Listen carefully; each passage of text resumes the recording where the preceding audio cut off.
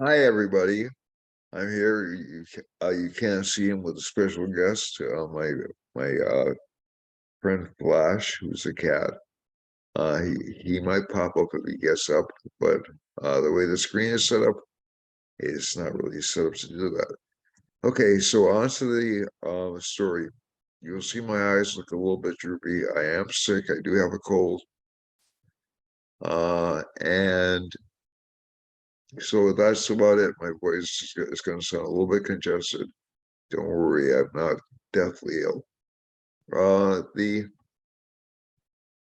so we're going to talk about Vedic astrology, how it affects you and your particular signs, and also how it affects the world in general.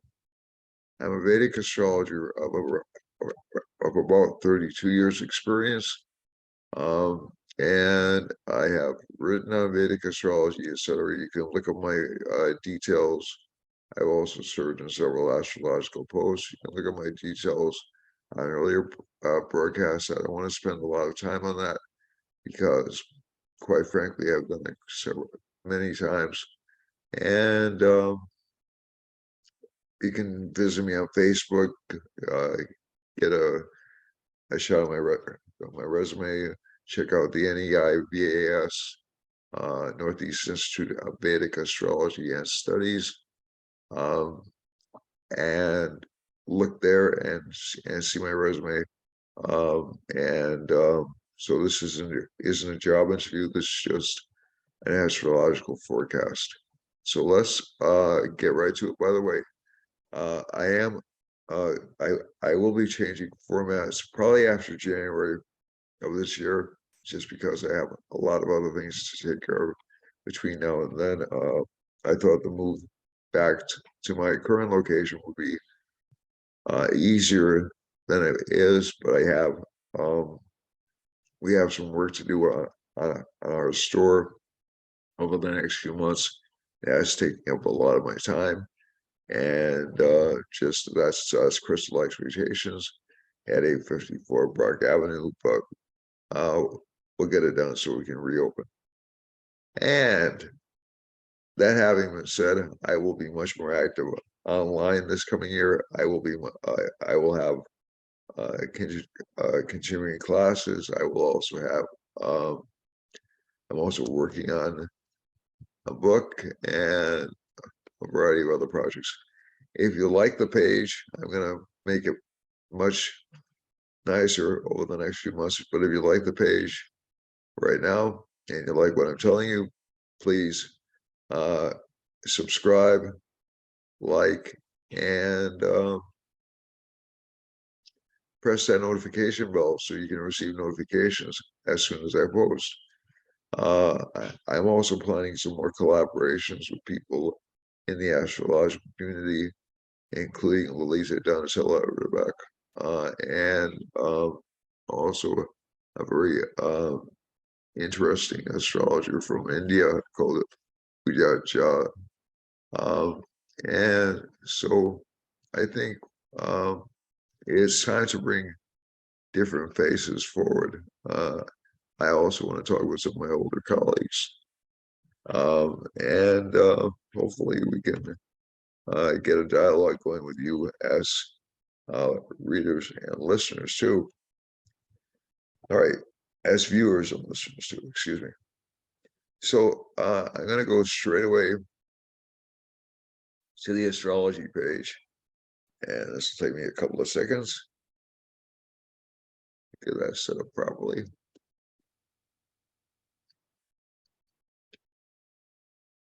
And I'm going to get the time for right now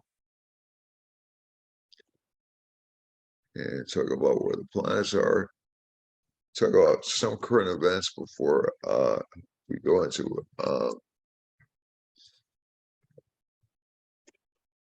your individual charts, and then look at the world map. Okay.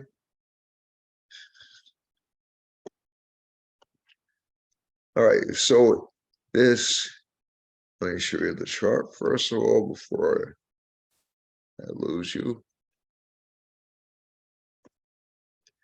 And I made this a very elementary map. Okay, a very elementary astrology map. Let me see which one. All right, so this particular map is the map for when I'm speaking right now on November 20th. Oh, by the way, happy Thanksgiving to those of you who celebrate it. May all your family gatherings go well. And we have, there'll be a new moon around Thanksgiving. That'll be interesting. But we have Mars in Taurus. So this is Pisces, Aries, Taurus, Gemini. Let me shut that down and stop the share because I learned this lesson from before from Zoom, and I'm going to do it a couple of times just to make sure that you can see it. Zoom is good, but sometimes the share function is a little bit, it takes a few times to get it right. And I have no way of knowing while I'm taping whether or not I'm sharing with you. I have to wait until the entire tape is done, go back and review it. And if I get black screen, it's, you know, I have to redo the video. So it's just a little bit of a precaution to do it this way. Now, I'm going to put this little guy, I'm going to put my face over here.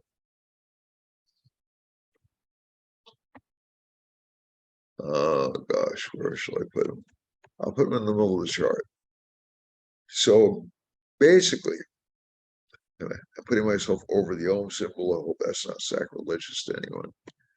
But basically, we have a chart that has Mars retrograde in the first house, and it just entered that retrograde status. So that means there are a lot of things we've been angry about that are coming back. Okay, a lot of things. We're redoing a lot of actions that basically we thought were done in the past. So that's sort of like reflects what's happening with me. But it's also gonna be happening with a lot of other people. And this Mars, Venus, Sun, Mercury aspect really fascinating because whenever I see Mercury and K2 together, or whenever I see Mercury and Mars together, it's something I've learned. It was a story that stuck with me years ago. I first learned about the Mercury Mars aspect from James Braha, then Kay and Rao reinforced it, and the Mercury K2 gives unexpected events, but also what I would call imaginative events. Mercury Mars is a good combination for politicians, lawyers. It indicates a quick, aggressive legal mind, one that isn't afraid to stretch the truth in order to get its own way. And so a lot of people who I've spoken to, and this has been really confirmed for readings, and it's one of the more risky things I do as an astrologer is I'll, I'll look at clients when I sit down with them and I'll say, you're really good at making things up, or you're really good at lying about things, aren't you? And most of the time they'll say yes. I have never had anybody tell me anything contrary to that. So this combination right here, the Mercury Mars combination right here, is extraordinarily good for lying about things. It's extraordinarily good for misrepresenting facts. The Mercury K2 is actually, people can make up stories out of whole cloth. So I think one of the things that is interesting is I would watch politics carefully over the next few months because these patterns are going to be rife all the way through January. And like I said, this doesn't pertain to any political party in particular. It does pertain to politicians in general. And I think also the Mercury K2 conjunction. I'm not saying there was a conspiracy, but there was, put it this way, this fog about election results, and um, uh, elections actually. So, so essentially, our elections not panning out as expected is actually a Mercury K2 thing. There is a little bit of deceit intertwined into that, but there's also a matter of pollsters not really knowing how to count, how to treat Generation Z. That's come out over the past few weeks. So it actually doesn't have a lot to do with, I don't think, with candidate equality or with any of the other things that's been attributed to pollsters. We're expecting Generation Z voters to come out at around 10%. So they underestimated the involvement of Generation Z voters by around 20 to 30%. So I think that's something that can be learned from that. The idea that, so I'm not saying the other stuff isn't true. I'm just saying, if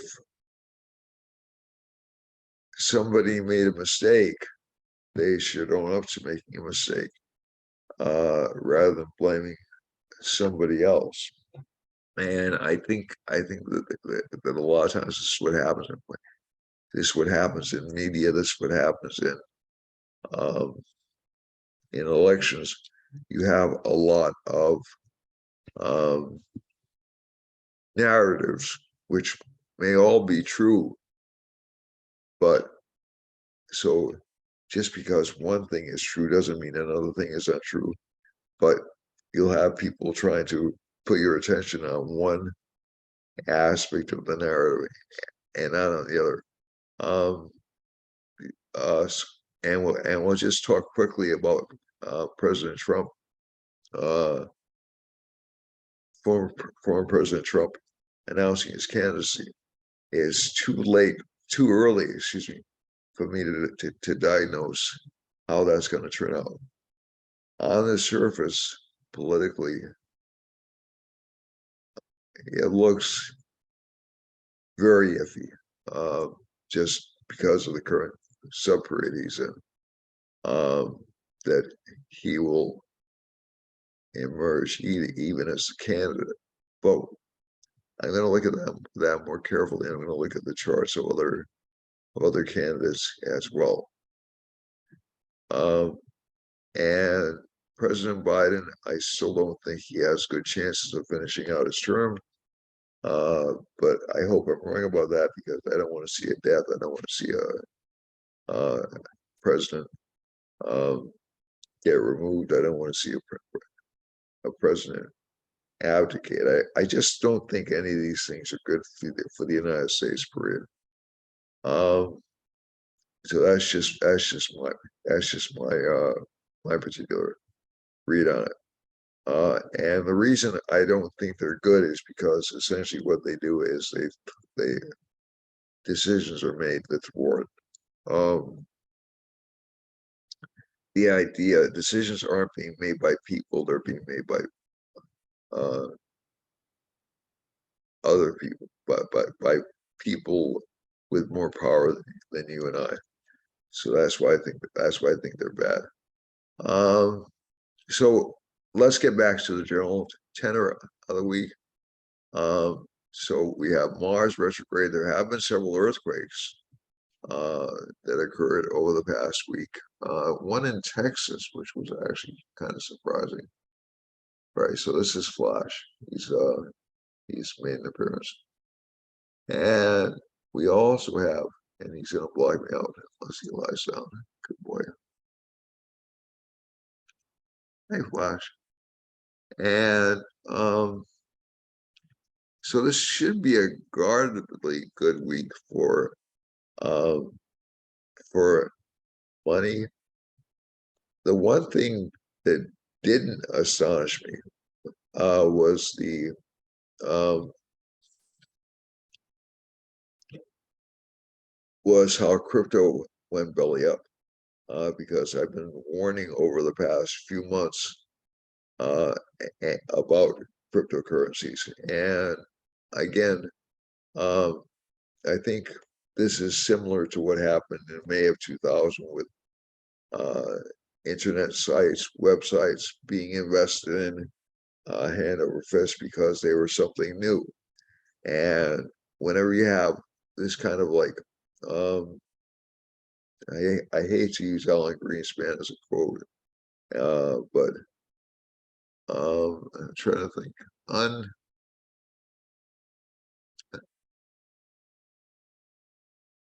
I think it was unsupported optimism was a phrase he used, or you know, in terms of the internet market. And then he turned around and all encouraged us all to refinance our homes. And that market, it wasn't his fault, obviously, but that led to the collapse of 2007, 2008. So 2000, we had the internet collapse. 2020, uh, obviously, we had the collapse due to COVID. And while I don't think the cryptocurrency collapse will be as quite as um, detrimental to the economy as um,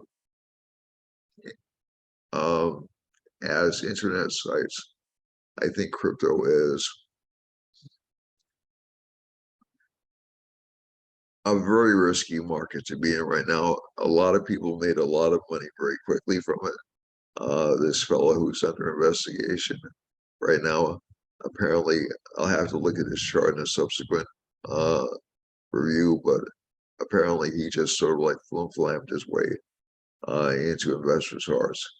Um, and uh, and I think it's a cautionary note for all of us. We do have Jupiter aspecting Sun, Venus, Mercury right now, which is actually good. Saturn actually is what caused this particular person to be exposed. It wasn't anything. Um, it wasn't anything magical or mystical. It was Saturn essentially just providing a reality check on this Jupiter, who's in a very uh, dreamy sign of Pisces and can give unwarranted optimism. The Jupiter Moon opposition essentially is trying to get people back a little bit more towards reality. Sun, Mercury, Venus, and Scorpio is trying to get people to investigate things more and not take so much on surface what they're seeing, which I think is a good thing. It's also the Sun being in Scorpio is also what's triggering a lot of the investigations we're seeing right now. So I think you're going to see a lot more investigations over the next few months. So let's look at individual signs right now.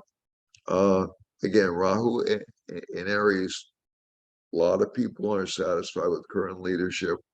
This is true. Uh, left and right. Flash, you're going to have to put your head down. Left and right. Well, you don't have to put your head down. Maybe they'll find you more interesting.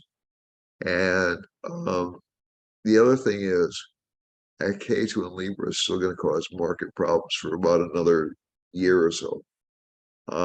So I think we're looking at markets being unstable, especially over the next few months. Again, uh, a lot of people are working right now. That's a good thing. I got into government at a time when people weren't hiring. That was why I got into government. Um, I I I like to see low unemployment rates. However, the problem we run into is that people will think everything's okay as long as they can make more money and the inflation will not affect them. Uh, I think you're still going to see inflation continue for about at least another couple of months, maybe some moderation, and maybe some layoffs after late January of 2023, and then inflation again coming up in April of next year. So this is not the first um, act we're seeing in connection with inflation. Uh, this is only the initial go round. It may, I hope it does, settle down when the when the Russia when the war between Russia and Ukraine is resolved, and when supply chain issues are resolved. But if it's supply chain issues, then raising interest rates was the wrong move to take, and uh, and it'll cause a much deeper recession than we wished. All right, so let's get back to you as individuals and away from this political stuff and economic stuff. Okay, Rahu is in Aries. For Aries, again, this has been kind of a difficult period. Aries is angry about money, angry about security, um, or forceful about it, maybe. Moon's in the sixth house. It has enemies among family members, and relationship life is not unpleasant, but it's not too pleasant for this size. And there are some signs that Aries can be drawn into hidden relationships, or so I'm not accusing every Aries out there of cheating, but hidden relationships, but also research, um, investigation, and looking for alternative solutions. Work is still good for Aries. It's going to continue to be good for over the next couple of years. Gains will be strong for the sign, and I think you'll see, especially after April this coming year, a spate of new leaders coming forward, which will encourage change and encourage new ways of doing things. That'll only last for a few months, but I think that'll be interesting. Mars is in Taurus right now, so let's move on to Taurus. Taurus has um, Mercury, Venus, Sun in the seventh house, so there will be some fights or argument with relationship partners. This does make the sign very sexual, though, very attractive, very forceful in how it presents itself. And Moon in the fifth house, there'll be some concerns over children, or children will seem to be bright, motivated, active, but a little bit too overly optimistic. Some health issues come up for Taurus with this K2 in the sixth house. Again, it's not really universally what people with Taurus rising and Gemini rising will have to look out for stomach problems. For the seventh house, relationship opportunities will be very strong for this sign. Sun and Venus are far enough away from each other, and Venus and Mercury are involved in planetary war. So there's still a sense that there may be relationship opportunities appearing for this sign, but the sign wants to think them over. Mercury's winning planetary war, as you can see, 11 degrees 21 minutes to 11 degrees 40 minutes for Venus. And that essentially makes people very logical, very cold-blooded about relationships. Almost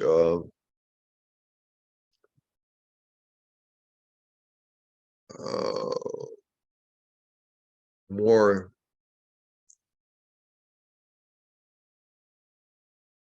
driven by financial matters than by affection. But also it does tend to make people slow down and think about what kind of relationships they want to be in. Saturn is in the ninth house for the sign. It's generally considered to be a good combination. It's considered it encourages slow, steady progress. Jupiter in the 11th house, again, slow, steady progress, some financial gains. And Rahu in the 12th, again, spending on beauty or cosmetics or things like that. But I think a lot of times when I see the Mercury overwhelming Venus in a chart, people are thinking more carefully about relationship life, about what they want, about pleasures or what they want to enjoy in life. They're starting to be a little bit more methodical in their thing. It doesn't mean they're cold-blooded. It just means they're being more cautious. For a Gemini, Mercury is winning planetary war with Venus. A few problems to children from that combination. Children will be a little bit sickly from that combination. You'll see a shift in that within about a week after Mercury, actually within a few days after Mercury passes Venus. And also from the chart, fewer expenses for Gemini after Mercury passes Venus. The other thing is Moon is the ruler of the third house, placed in the fifth. Placed in the fourth. So there'll be a lot of focus on home life and family life. Some illness to children, but very creative energies coming from K2 in the fifth house. Extremely creative energies. Good publishing opportunities for the sign too. Okay. Increase in status through publishing. Mercury, Venus, Sun in the sixth house is a good combination for competitiveness. This Sun has a very strong competitive streak, likes to be in communications, likes to be in the forefront. Seventh house, Lord, Jupiter is in the 11th house. Saturn aspects Jupiter, so relationship partners will still seem to be a little bit difficult to deal with. They'll still seem to be a little bit depressed or anxious. Four, and Rahu's in the 11th house. A lot of gains from famous friends. For Cancer, Cancer has Saturn in the 7th house, so this sign will stick with relationship partners no matter what. That may change or after January 23rd. So this is Sun, Moon, or rising sign in Cancer. So I do know some people who have planets in both signs, and it's kind of interesting what they're going through right now, just in terms of their charts, and I feel sorry for them. The other thing is with the moons in the third house in this chart, it does tend to make this sign more driven towards fame, more driven towards knowledge, and also more driven towards notoriety. So it wants to be well known. The Rahu's in the 10th house, so will gain some fame in other countries or through unusual means, and it will actually have friends in other countries who will help it out. With Mars in the 11th house, Jupiter's in the 9th house, aspected by the moon, so it's a good time for this sign to publish, and also a good time for this sign to actually promote itself. K2's in the 4th, some distance or disapproval from parents. Looks like it's showing up in the sign. 5th house is Sun, Mercury, and Venus in it. This gives an exchange of lords between the 5th and the 11th house, so it's good for financial gains. This chart, I should have mentioned that before. Mars and Venus are exchanging signs. That will go on for quite a while, for at least another couple of weeks, and that will make people very passionate about their projects, about their romantic life. The 6th house is ruled by Jupiter. Jupiter's in the Ninth house gives good financial luck. Rahu's in the 10th, good career fame. Saturn's in the 8th, some difficulty with a relationship partner. Saturn's in the 7th, excuse me, some difficulty with relationship partners again from that combination. And finally, Rahu's and Mars give good career success. And I've already said that, I know that. Leo is the Lord of the first house. Our sun is the Lord of Leo and is placed in the 4th house. So this sign will focus a lot on home life and a lot on financial growth, because the second and the third and the 10th Lord are involved in the sign. But it will be overall a good period for this sign. It will give increased money flow, increased financial growth. Moon is in the 2nd house as Lord of the 12th. That will minimize expenditures because the moon is waning. K2's in the 3rd house. A lot of ability to forcefully get your ideas across. Rahu's in the 9th house. Is a good opportunity for making linkages with people from other countries. Mars is in the 10th house, good for career success. Jupiter's in the 8th house, is good for research, but there will be a feeling that you can't quite do what you want to do. And finally, Saturn is in the 6th, so this sign should watch about working itself too hard. For Virgo, Moon is in the 1st house for Virgo. It has been since yesterday. It puts a lot of responsibility on the sign, but it's good for financial gains. Although they would be weak financial gains because of Moon is waning. K2's in the 2nd house. Some difficulty with speech, some difficulty with being understood. Mercury and Sun and Venus are in the 3rd house, so there's a strong desire for self-expression, for communications with this combination, and also for being logical and middle of the road. Okay, Saturn is in the 5th house, is aspecting Jupiter, which is the 7th Lord. So again, relationship life seems to be interesting because you'll have all these people who are interested in you, but you'll be very conservative or very cautious about it. Rahu in the 8th, a lot of obsession with occult studies or mystical studies, and also obsession with money and inheritances. Mars in the 9th house is not a bad placement. It gives a lot of courage to this planet. It also gives this sign, it also gives a sign the ability to move forward and pull on unforeseen reserves of strength. So this is interesting in that this sign will be less, oh gosh, I'm trying to think of the right word. It will be braver than normal. It will be more aggressive than normal. For Libra, Libra has K2 still in the 1st house. A lot of times when K2 is in the 1st house of a sign, that sign tends to get unnoticed, or it tends to get a little bit cranky or irritable. Rahu's in the 7th house. It wants to have new business partnerships or new people involved in his life, whether it be relationship or business or whatever. Mercury, Sun, and Venus are in the 2nd house. That's actually good for financial growth. Although Venus is Lord of the 1st house, it's really not good. It causes expenditures because Mercury, Lord of the 12th house, is in the 2nd. But it'll give money.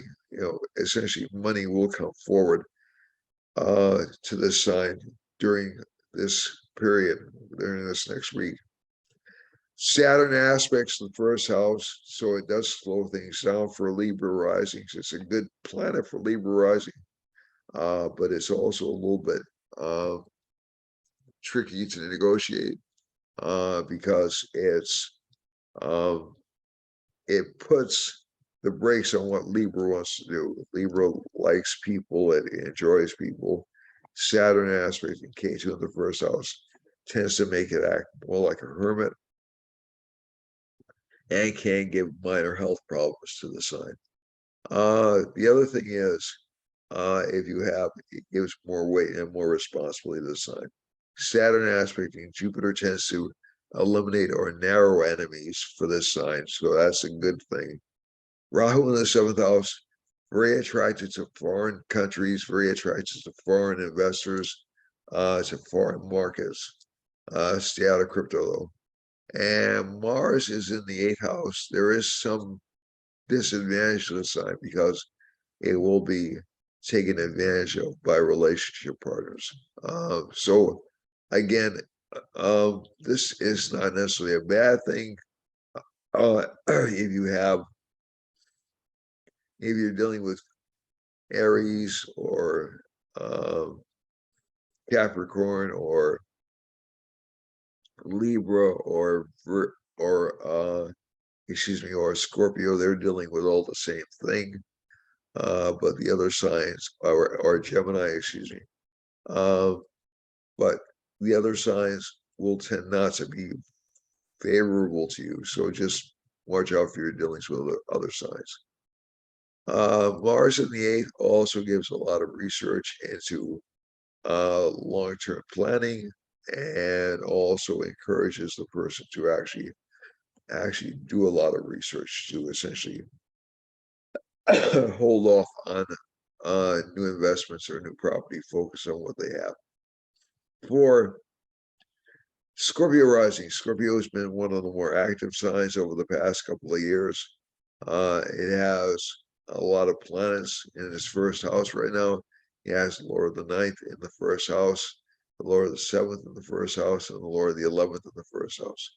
So this indicates gains through partnerships, and also Scorpio will be a little bit hot-tempered and a little bit quick to anger this week. So just watch out for if you're a Scorpio not to be too aggressive. The second Lord is in the fifth house, which is usually a good placement, but it's aspected by Saturn. So again, financial gains are slow. Inflation is a very real element, and will continue to be so really until the end of January. And then I'm not sure, to be honest with you, I'm not sure it'll go away then either, but it might be abated a little bit, but only for a couple of months. Let's see now. For and and and as a matter of fact, there seems to be I'll talk about politics after this. So Rahu's in the sixth house again. Scorpio has to worry about, has to make sure it paces itself, that it doesn't take on too many tasks, because Rahu will encourage it to be very, very trying to think of the right word. Bite off more than it can chew. How's that? And let's see, now I'm looking for something. Check something.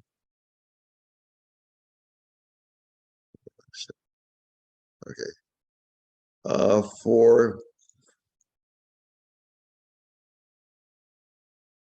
So the moon in the 11th house, good for financial gains, but again, it's relatively short-lived. The moon it changes signs very quickly. So Scorpio should have some financial gains. K2 does indicate Scorpio will be more inclined towards spiritual life, less inclined towards relationships, but will also have problems sleeping. For Sagittarius has Saturn and Jupiter affecting the first house. So Jupiter's in a good position. It's in what's called a Hamsa Yoga, which I've spoken about before. Saturn is in a kind of a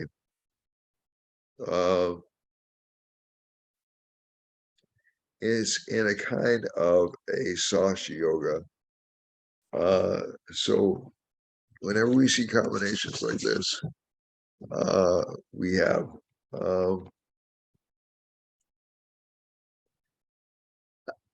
Saturn is not helping Jupiter. Jupiter is not helping Saturn.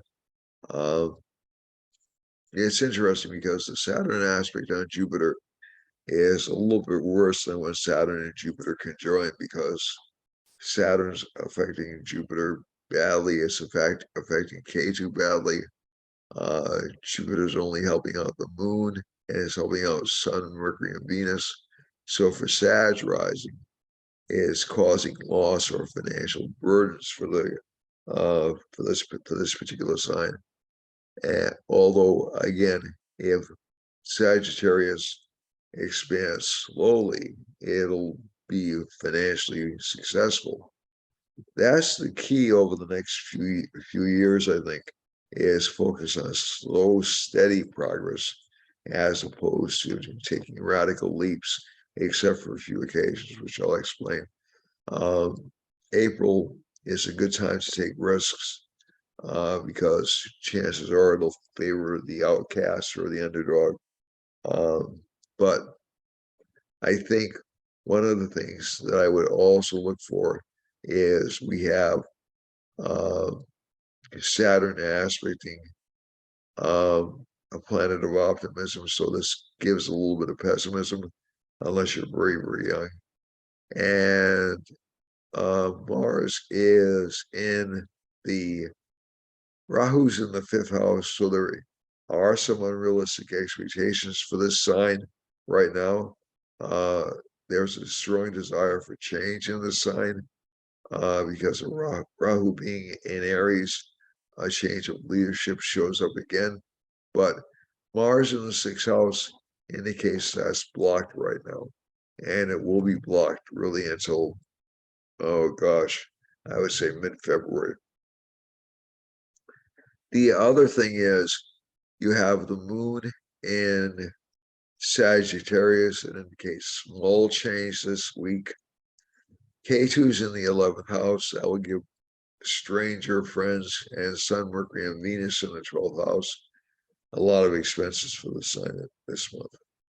Now, Christmas is coming up. I'm well aware of that, but this is even more extreme than that. So be careful about your money.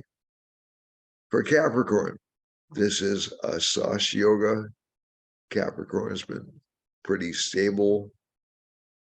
There'll be Sasha yogas for the next 2.5 years, roughly, or Saturn's strong for the next 3 years, roughly. And that's because of Saturn going through Capricorn, its own sign, then Aquarius, its Trigona and own sign. So again, it's time to investigate after January, new inventions, new projects, build new things. I will flash. But not really there will be a lot of reckless investments between April and June, I'm afraid. And a lot of panic, to be honest with you. But I think if we can keep our heads over the next few months, we should be in decent shape. Flash seems to want to get into a fight with somebody. Not sure why. And so let's go back to Capricorn. Capricorn wants to play it safe, be cautious, not do anything unconventional. That'll change, like I said, in April. But for right now, it wants to save money. It's retrenching a little bit. Mars is in the fifth. Rahu's in the fourth house. There's some impatience with that feeling and perspective. Mars in the fifth house. Some arguments or fights with children, but good for logical development and growth. Moon is in the ninth house, good for luck for this sign, although temporarily. And the Venus, Sun, and Mercury in the 11th house, good for short-term financial gains over the next week. For Aquarius, a lot of focus on career for this sign. Saturn is in the 12th house. It's giving up a lot of things in order to get what it wants right now. Jupiter's in the second house, good for financial growth, but again, limited, very short term. Also good for writing for this sign. So this sign should write more over the next week or so.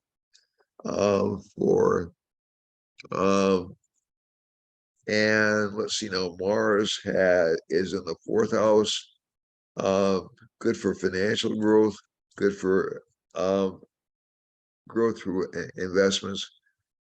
This sign is very impatient though this month, but luck is not on its side.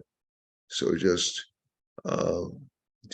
sit back, focus on career, focus on writing, and the financial growth will come. Lastly, for Pisces, Aries is in the second house, and again, this is dissatisfaction with income, strong desire for new income, going back to failed patterns, unfortunately. Relationship life is a little bit unstable over the past weekend, but nothing serious. And some partnerships will actually die for the sign over the next few days. But I'm not talking about romantic partnerships. I'm talking about business partnerships. For K2 in the eighth house, a strong belief in luck and predestination. Sun, Mercury, and Venus are in the ninth house. This gives some good luck for this sign. Saturn in the 11th, slow but steady growth. So again, none of these signs are showing really, really phenomenal growth over the next week or so. And you probably won't see any clear direction until around mid-December when Jupiter's in better shape. But let's look at the time-space chart. Sorry, my voice is starting to go a little bit, as you can probably hear, so I need to make this fast. All right, so let's see if I can make this bigger.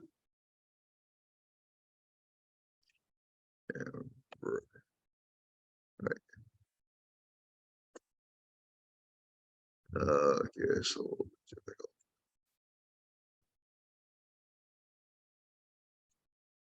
Oh, I didn't want to do that.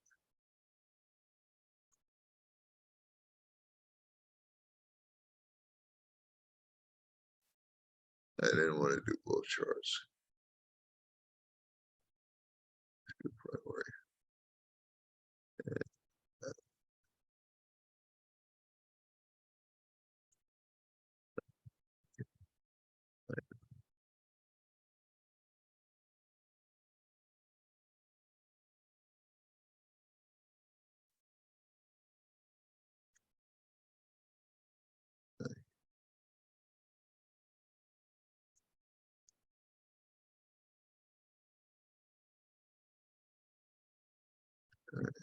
Uh, no, I don't. There you go. Let's try this again. I gotta keep the time space change small. All right, so where we see the most activity in this chart is over, it looks like there'll be some panic near the Pacific because of Rahu being there, some change in leadership, but this won't be in like major islands or major areas. Rahu is close to, this is a Saturn line hitting over a Saturn, Sun, Mercury, Venus combination hitting over Alaska and Hawaii that has been there for a while. I think really it shows economic restrictions, maybe changes of local governments, but nothing really radical. There's some danger of earthquakes or climate problems in Western Canada all the way through California. And interestingly enough, we had that earthquake in Texas is a Mars line right near Texas. I think we mentioned that last week. I'm not sure. And there's also a Mercury line. So Texas is hemmed in between two lines that have to do with the Earth. Mercury and Mars are both connected with the Earth, and that makes it a little bit more prone to risk for climate problems, including earthquakes. And so is Mexico, and all the way up to Montana and central Canada. Um, and let's see now.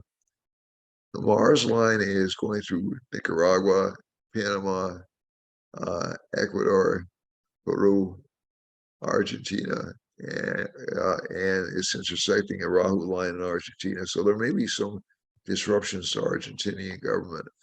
Uh, there's a Saturn line, excuse me, there's a Sun line running through Washington, D.C., and um, a Mercury line.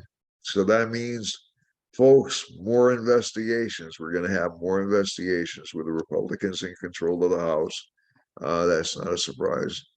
And these will linger on. These will not be resolved quickly because of the Saturn line running down here. And there'll also be some economic problems all through Colombia, South America, Venezuela, Argentina as well, unfortunately.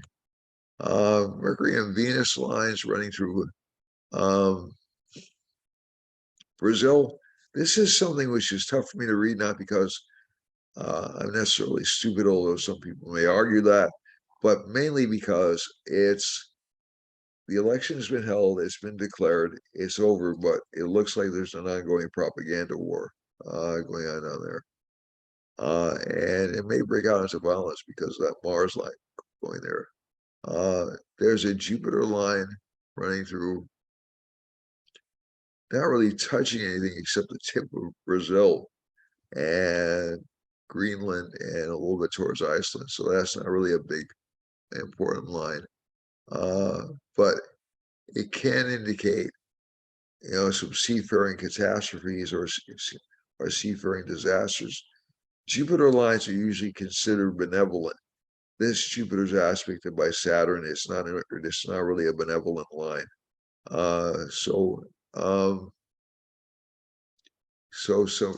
watch out for some problems in the Atlantic Ocean, especially near the Azores.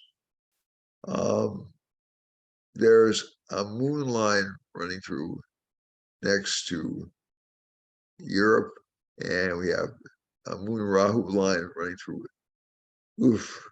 So Europe, England, from Ireland through Norway and Germany are going to be in kind of panic mode over the next few months. The same is true of Libya and most of West Africa, down roughly to roughly through the entire west coast of Africa. So I'm not sure if you're going to see revolutions or people's revolts, but I know certain parts of the world are getting very upset about commodities, especially oil and energy. There's a Sun, Venus, Mercury line running through Eastern Europe and into down into Angola and Mozambique and South Africa, and also touching on Saudi Arabia. So I think what this indicates is a dearth of oil, a dearth of natural resources in these parts of the world. Turkey and so there may be some problems to the government in Turkey and also Eastern Europe, and also Saudi Arabia. That's already been forming, and that's not really a big surprise. There's a Mars line running through Iran, Iraq, and Russia. Now, one thing I was going to say earlier on was there's been a shift in the war in the Ukraine.